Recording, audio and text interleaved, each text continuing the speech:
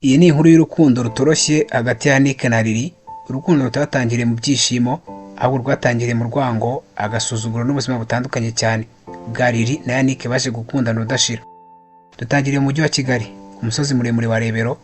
Hari inzu nini cyane iteye ubwuzu n'igitinyiro icyarimwe. Iyo nzu ntabwo yari isanzwe, yari iy'umuryango wari uzwi cyane mu gihugu hose. Umuryango wari w'abakire, bafite amazu menshi, imodoka zihenze n'abakozi benshi. Abaturanyi babo bavugaga ko nta kintu uwo muryango wifuzaga ngo kibure, ariko nubwo bari bafite byose, hari ikintu kimwe batari bafite: amahoro mu mitima yabo. Muri uwo muryango hari umwana umwe rukumbi w'ikinege witwaga Lily. Yari umukobwa w'ikinege wakuriye mu buzima bwo gutoneshwa no guhabwa buri kintu cyose yakeneraga bidasabye ko agisaba kabiri. Icyo yavugaga cyabaga ari itegeko ku bakozi bo mu rugo iwabo. Iyo yarakaraga, urugo rwose rwarahungabanaga. Ku myaka ye 10 gusa yari asanzwe azi gutanga amabwiriza mu rugo iwabo nk'umuntu mukuru. Nyina yakundaga kumubwira ati, "Lily, uri igikomangoma cy'uru rugo, ugomba kumenya ko nta muntu n'umwe munganya agaciro hano." Ayo magambo yabwiraga Lily yafataga nk'ukuri kudashidikanywaho. Gusa kure y'iyo nzu, hirya yo mu cyaro, hari undi muryango utarubayeho neza nk'uwo kwa Lily. Umuryango wari utuye mu nzu nto y'ibyondo, habamo abana benshi cyane, abana 8, bose batunzwe n'umubyeyi umwe wakoraga akazi ko mu rugo. Muri abo bana 8 harimo umusore mukuru muri bo witwaga Yannick. Yannick ntabwo yari yaragize amahirwe yo gukomeza kwiga neza. Kenshi yajyaga ku ishuri nta nkweto, rimwe na rimwe agasiba kubera kuri ibyo kurya. Ariko nubwo ubuzima bwari bwaramugoye, yari afite umutima ukomeye n'indoto zidasanzwe. Yifuzaga kuzahindura ubuzima bw'umuryango we.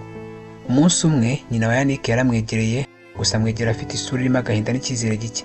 Aramubwira ati, "Mwana wanjye, singishoboye kurera abana bose njyenyine. Hari amahirwe menshi y'akazi. Numvise ko i Kigali hari umuryango ushaka umwana wajya ubafasha imirimo yo mu rugo. Wenda wajyayo ukagerageza amahirwe." Yannick yaramwitegereje aceceka akanya gato. Ntabwo ashakaga kumusiga, ariko yari azi neza ko nta yandi mahitamo afite.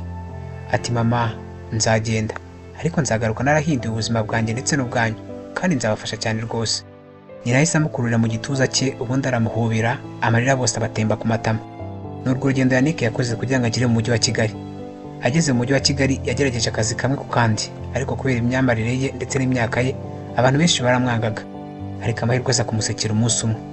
Yaje kumenyeshwa ko hari umuryango ukomeye ushaka umwana uzajya ubafasha mu rugo. Aho hari iwabo wa Lily, wa mukobwa umwe w'ikinege wabaga mu muryango ukize cyane. Ku munsi wa mbere akigera ku irembo ry'iyo nzu yagombaga gukoramo, yahagaze igihe kirekire cyane arayitegereza, hanyuma atinya gukomanga ku rugi rwo ku irembo. Yitegereje imyenda ye yari yambaye ishaje, areba n'inzu nziza cyane iri imbere ye, aribaza ati, "Ese koko hano niho ngiye gukorera?" Yafunze umwuka, nyuma ye harakomanga.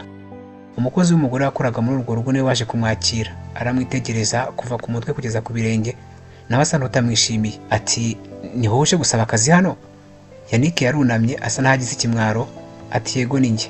Yamwinjije mu rugo, amujyana imbere y'ababyeyi ba Lily. Se wa Lily yaramwitegereje cyane, asa nawe n'utamwishimiye. Aramubaza, "Tufite imyaka ingahe?" Yannick ati, "Mfite imyaka 15 nyakubahwa." "Uzi gukora iki?" "Ntinzagerageza icyo ari cyo cyose muzansaba." Nyuma y'akanya gato ko kuganira, bemeye kumuha akazi. Ariko hari umuntu umwe gusa utari uri aho ngaho, utari bwishimire icyo cyemezo. Ni umukobwa wabo w'ikinege Lily, ako kanya yari uri ku ishuri. Lily yaje avuye ku ishuri nimugoroba, yambaye neza cyane, ahetse igikapu gihenze cyane. Akigera mu rugo, yahise abona Yannick ahagaze mu cyumba cy'uruganiriro. Yaramwitegereje, araseka, gusa aseka n'agasuzuguro. Ati, "Mama, uyu ni nde?" Mama aramusubiza ati, "Uyu niwe mukozi mushyashya twazanye, uzajya ugufasha ndetse nakujyana ku ishuri." Lily yahise ahindukira, ahindura isura. Ati, "Mumbabarire mama, uyu anjyana ku ishuri?" Yegereye Yannick, amureba neza mu maso. Arangije aravuga ati, "Uratekereza neza ko we twagendana mu nzira unjyanye ku ishuri?" Yannick ntabwo yigeze amusubiza nabi, ahubwo yavuze mu ijwi rituje ati, "Nzagerageza kukwitaho uko mbishoboye, kuko ari ku kazi kanjye." Lily yahise amusubiza n'agasuzuguro kenshi ngo, "Kugerageza? Njye sinkeneye abantu bagerageza, nkeneye abantu bazi neza akazi bakora." Yannick yaracecetse, ariko muri uwo mwanya hari ikintu cyatangiye kubakwa mu mutima we. Ntabwo rwari urwango, ahubwo kwari ukwihangana kudasanzwe. Mu gitondo cya mbere cy'akazi ke, izuba ryarasaga gahoro gahoro, umwuka wo mu gitondo ukonje cyane. Abakozi bose bo muri urwo rugo bari batangiye imirimo yabo kare, buri wese azi neza inshingano ze. Yannick we yari yabyutse kare imbere y'abandi bose. Yari yaryamye nabi iryo joro, atari uko atari afite ahantu heza ho kuryama, ahubwo umutima we wari uremereye. Yibazaga koko niba azabasha kubana n'umukobwa utamushaka, ndetse nuko azihanganira amagambo amubabaza azamubwira buri munsi. Gusa nubwo yari afite ibyo bitekerezo byose, yiyemeje ikintu kimwe. Ati, "Nzihangana kugeza igihe nzabasha guhindura ubuzima bwanjye."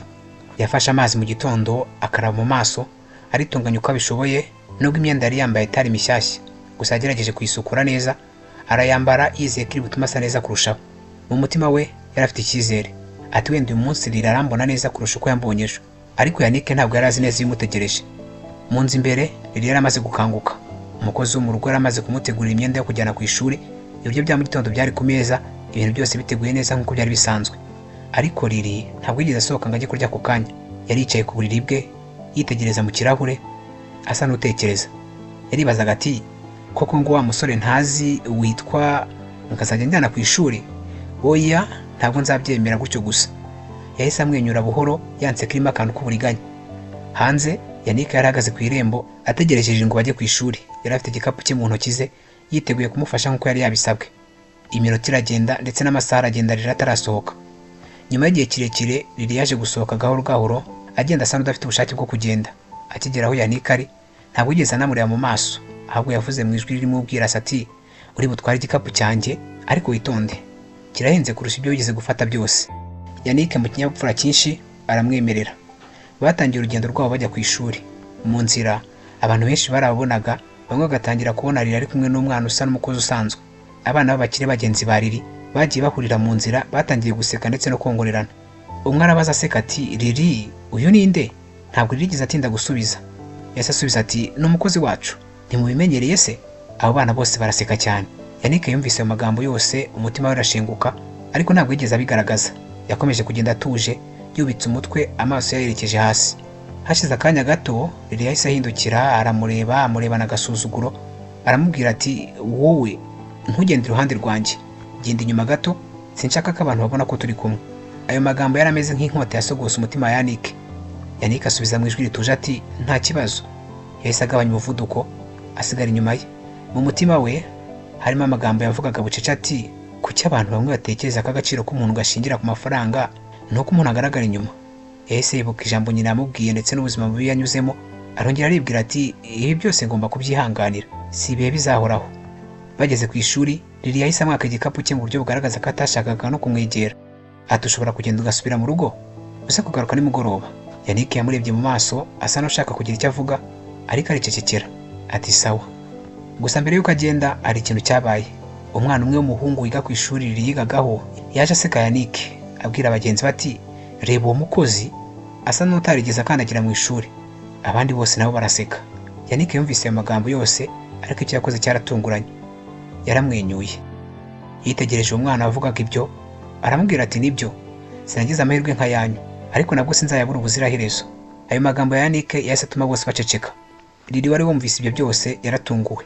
Bwari ubwa mbere abonye Yannick asubiza mu buryo butuje ariko bufite igisobanuro cyumvikana. Yahise yibaza mu mutima we ati uyu mwana aratangaje cyane, ariko ahita yikuramo icyo gitekerezo vuba na bwangu. Ati oya, ni umukozi usanzwe gusa. Yannick yahise agenda asubira mu rugo, ariko uwo munsi wari itangiriro y'ikintu gishya. Lili yaratangiye kwakira ko cyari kigiye kumubaho, intangiriro yo kumenya uwo Yannick ari we by'ukuri. Ku mugoroba w'uwo munsi amasomo ya Lili yararangiye, abana bose basohoka mu ishuri buhoro buhoro, bamwe baseka abandi baganira ku byo bize. Lili yasohotse ari kumwe n'inshuti ze aseka cyane nkaho nta kintu kigize kimubabaza uwo munsi. Ariko ku muhanda hari hahagaze Yannick amutegereje. Yari yahageze kare cyane ategereje Lili nk'uko yari yabisabwe n'ababyeyi be. Yari ahagaze acecetse, isura irimo ituze, nubwo yari yananijwe n'urugendo rurerure yakoze aza kumufata. Inshuti za Lili zimubonye zatangiye kongorerana. Ati se koko uyu mwana uciriritse niwe ugiye kujya uza gufata Lili ku ishuri buri munsi? Arasa n'umukozi wo mu rugo uciriritse pe. Lili yarabyumvise ariko ntabwo yigeze ababuza gukomeza gusereza Yannick, ahubwo yegereye Yannick amuterera igikapu cye nta namwiriwe. Ati nshaka kugera mu rugo hakiri kare. Mu nzira bataha Lili ntabwo yavugaga, yagendaga imbere ya Yannick, Yannick amukurikiye inyuma nk'uko yari yabimusabye. Hashize akanya Lili yahise ahindukira, niko kugenda buhoro, uragira ngo nkomeze kugenda nkurinda wasigaye inyuma? Yannick yihutishije intambwe ze amwegeraho gato. Lili ati oya, ntabwo aribyo navugaga, komeza ugendere kure yanjye. Bakomeje urugendo rwabo. Bageze hafi y'iwabo wa Lili hari abana bakinaga hafi aho. Bakimara kubona Lili bahise bahagarika gukina kuko bamwubahaga cyane nk'umuntu ukomeye. Ariko babonye Yannick inyuma ye, umwe muri bo araseka cyane ati reka twikinire da, uyu we ni umukozi usanzwe wo mu rugo. Abandi nabo baraseka cyane. Icyo gihe Lili yari afite amahitamo abiri: guhagarika abo bana cyangwa se kubareka bagakomeza gukina nubwo Yannick yari arimo atambuka. Yahisemo icya kabiri. Yaretse abo bana bakomeza kwikinira nyuma y'uko batambutse, ariko batera ibyondo ndetse n'ivumbi ryinshi cyane Yannick. Kuri ibyo yari amaze gukora yongeyeho amagambo ateye agahinda. Yabwiye abo bana ati nimukomeze mwikinire, uyu ni umukozi wacu kandi agomba kumenya urwego rwe. Aya magambo yababaje cyane Yannick, gusa yaracecetse, ntabwo yigeze asubiza arira ikintu na kimwe. Gusa mu maso ye hagaragaragamo agahinda kenshi cyane bitavugwa. Bageze mu rugo, nyuma yo kwinjira mu nzu, Lily yahise yicara ku ntebe ajugunya igikapu hasi. Abwira Yannick ati nzanira amazi vuba, ndashonje kandi ndananiwe. Yannick yahise yihuta azana amazi nk'uko yari abimusabye, ariko akimara kuyamushyikiriza, Lily yafashe nabi ikirahure yari ayamuzaniyemo, amazi n'ikirahure byose bigwa hasi birameneka. Lily yahise arakara cyane ati nta nubwo ushobora gufata ikirahure cy'amazi neza, ubundi nicyo washobora gukora neza mu buzima bwawe. Kuri iyi nshuro Yannick yumvise bimurenze, yubitse umutwe arangije avuga mu ijwi rituje ariko ririmo agahinda ati ngerageza uko nshoboye kose ngo ukore ibyo usaba byose. Lily yahise amusubiza vuba na bwangu ati oya, nturi kugerageza, ahubwo ntabyo ushoboye. Muri uwo mwanya Yannick ntabwo yigeze atongana, ntigeze arakara, ariko yari afite agahinda kenshi cyane kurusha mbere hose. Yahise asohoka gato ajya inyuma y'inzu, yicara hasi atumbira mu kirere. Aho niwe yakundaga kujya iyo yabaga ababaye. Yibutse amagambo ya mama we amubwira ati mwana wa, uzahura n'abantu bagusuzugura, ariko ntuzigere wemera ko bakwambura ubumuntu nagutoje n'umutima mwiza wigirira. Amarira yatangiye kumuzinga mu maso no kumutemba ku matama buhoro buhoro. Mu nzu imbere Lily yari yicaye wenyine. Mu kanya gato gusa amaze gukora ibyo, yatangiye gutekereza ku byabaye uwo munsi. Yibutse uburyo Yannick yamwitwaragaho, nta mutima mubi, nta rwango, nta burakari, ahubwo buri gihe we akamutera agahinda. Icyo kintu cyababaje Lily gusa kiranamutangaza. Atangira kwibaza impamvu Yannick ahora acecetse. Gusa aho kubyitaho cyane, yahisemo kongera kwikomereza ubuzima bwe busanzwe bw'agasuzuguro no guhohotera Yannick. Ijoro ryarinze rigwa Yannick akicaye inyuma y'inzu acecetse cyane nk'uko bisanzwe, ariko uwo munsi wo wari utandukanye. Uwo munsi nibwo Yannick yatangiye gucika intege ku buryo bugaragara. Gusa nanone nibwo yari yatangiye ikintu cyari kigiye gutangira guhindura ubuzima bwe buhoro buhoro. Mu gihe Lily yari mu cyumba cye, hari ibintu bidasanzwe byatangiye kumubaho. Yari aryamye ariko ntabwo yigeze asinzira. Mu mutwe we yibukaga amagambo ya Yannick amubwira ati ngerageza gukora uko nshoboye kose. Lily akaryama akabura ibitereko, akagaragurika ku buriri, ibitotsi akabibura neza neza, ahubwo agakomeza yibaza ati kuki amagambo ari kuguma ngaruka mu mutwe koko. Muri iryo joro nibwo Lily yatangiye gutekereza Yannick bwa mbere kuva yamubona. Iryo joro ryari rituje cyane, ukwezi kwari gucanye mu kirere kuri gutanga urumuri ruke cyane rwacaga mu biti byo mu busitani bwo kwa Lily. Abakozi bose bari baryamye, inzu yabo yose isa n'ituje bidasanzwe, ariko mu cyumba kwa Lily siko byari bimeze. Lily yafunguraga amaso akongera akayafunga. Mu mutwe we humvikanaga ijwi rya Yannick agira ati ngerageza gukora uko nshoboye kose ngakora ibyo nsaba. Yahise yicara ku buriri afata umusego akubita hasi n'umujinya mwinshi cyane. Atari ko se kuki ndi kumutekerezaho, ni umukozi wacu usuzuguritse gusa. Yacecetse akanya gato arongera arivugisha buhoro ati ariko kuki Yannick asa n'utandukanye n'abandi bose. Nyuma y'iminota mike Lily yahagurutse ku buriri bwe buhoro buhoro, akingura urugi rw'icyumba cye bucece kugira ngo hatagira umubona. Yamanutse ku maesikariye gahoro gahoro, umutima we utera cyane, gusa atari ubwoba bimutera ahubwo ari amatsiko. Yerekeje inyuma y'inzu yabo, aho yari yarigeze kubona Yannick yicara wenyine mu gihe yabaga agize agahinda. Yannick yari yicaye hasi yegamiye ku giti, amaso yayerekeje mu kirere cyari cyuzuye inyenyeri. Yari acecetse asa n'utekereza ibintu byinshi. Lily yahagaze kure ye gato aramwitegereza. Ku nshuro ya mbere ntiyamubonye nk'umukozi wabo usuzuguritse, ahubwo yamubonye nk'umuntu ukwiriye guhabwa agaciro no kwitabwaho. Ariko ntabwo yashatse kubyemeza umutima we wamuhatiraga guhindura uko yafataga Yannick. Yakomeje kugenda aramwegera. Yannick yumvise intambwe z'umuntu muri iryo joro, arahaguruka ngo arebe uwo ari we. Yahise abona ko ari Lily. Ati Lily, ni wowe? Lily ntiyahise amusubiza, yasaga n'ushidikanya ku cyo Yannick yari yaje gukora aho hantu. Arangije abaza Yannick ati kuki ukunda kwicara hano buri gihe? Yannick yaramwitegereje atuje, ntabwo yari amenyereye ko riramuganiriza mu buryo nk'ubwo. Aramusubiza ati niho hantu hatuma numva ntuje kandi hagatuma nibagirwa aho gato ibibazo byanjye. Lily yaramwitegereje, hari ikintu mu ijwi rye cyamukoze ku mutima, ariko ntabwo yashakaga kubigaragaza. Hanyuma aramubaza ati ufite ibibazo se? Wowe se uburyo ngo wishime? Ibyo bibazo yabibaje Yannick mu gasuzuguro kenshi cyane. Yannick yaramwenyuye buhoro, yanseka irimo agahinda, hanyuma aramubwira ati hari byinshi umuntu ababura nubwo wowe utabibona. Lily yaracecetse ku nshuro ya mbere buri cyo asubiza Yannick. Hashize akanya gato bose batuje, umuyaga woroheje uhuha, amababi y'ibitanyeganyega gahoro. Lily yarongera amubaza ati wigeze kumbwira ko wigeze gukundana, byarangiye gute? Yannick yahise aceceka, amaso ye yahanga mu kirere, asa n'uwibuka ibintu byose yanyuzemo. Ati ni inkuru ndende. Lili yicaye hasi hafi ye ariko asiga intera nto hagati yabo. Ati mbwira, ubu nta kintu mfite cyo gukora. Yannick yaramwitegereje gato asa n'ushidikanya. Ati kuki ushaka kumva inkuru y'urukundo rwambabaje? Lili yahise asubiza vuba na bwangu ati nta mpamvu idasanzwe, gusa ndashaka kuyimenya. Ariko mu by'ukuri Lili we yashakaga kumenya uwo Yannick ari we. Yannick yahise yiruhutsa atangira kuvuga mu ijwi rituje ati hari umukobwa nakundaga cyane nkiri muto. Lili yahise atangira kumwegera gahoro gahoro kugira ngo amwumve neza. Yannick ati twari abakene twembi, ariko twari twishimanye mu munyenga w'urukundo. Naramusetsaga ngatuma ahora yishimye kenshi gashoboka, ariko nawe akanyitaho. Numvaga ari buzaba ejo hazaza heza hanjye. Amaso ya Yannick yatangiye kuzengamo amarira, atangira kugaragara nk'ufashwe n'amarangamutima adasanzwe. Arakomeza ati ariko uko imyaka yagendaga ishira ibintu byarahindutse. Lili mu bwoba bwinshi cyane n'amatsiko yahise amubaza ati byahindutse gute ubwo? Yannick yubitse umutwe aramusubiza ati yabonye undi musore w'umukire. Iryo jambo umukire ntabwo ryagoye Lili kuryumva.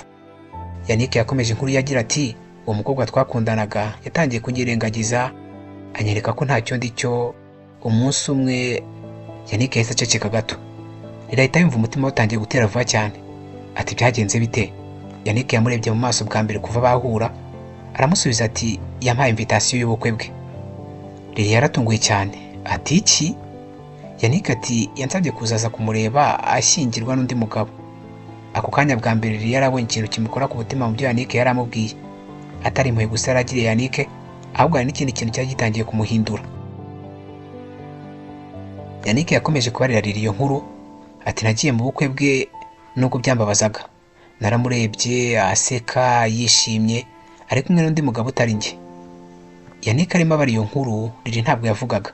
Yari yibagiwe ko ari wa mukobwa w'agasuzuguro kajejeta. Ku nshuro ya mbere yumvaga ashaka guhumuriza Yannick, ariko ntabwo yari azi ko yabikora. Yaramubashije mu ijwi rituje ati none se uracyamukunda? Yannick yaramwenyuye buhoro ati oya, ariko namwigiyeho byinshi. Lili ati ngwiki? Yannick ati uwo mukobwa yanyigishije ko urukundo rutagomba gushingira ku mafaranga, kandi ko umutima w'umuntu utagomba gusuzugurwa kuko haba hari undi muntu uzamukunda cyane. Ayo magambo yakoze ku mutima wa Lili kurusha uko yabyumvaga. Yaracecetse gusa atazi impamvu yabyo. Ijoro ryari rigeze mu gicuku, ariko nta n'umwe muri bo washakaga kujya kuryama. Uwo mwanya niwo watangiye guhindura ibintu byose, nubwo nta n'umwe wari uzi neza ikigiye gukurikiraho.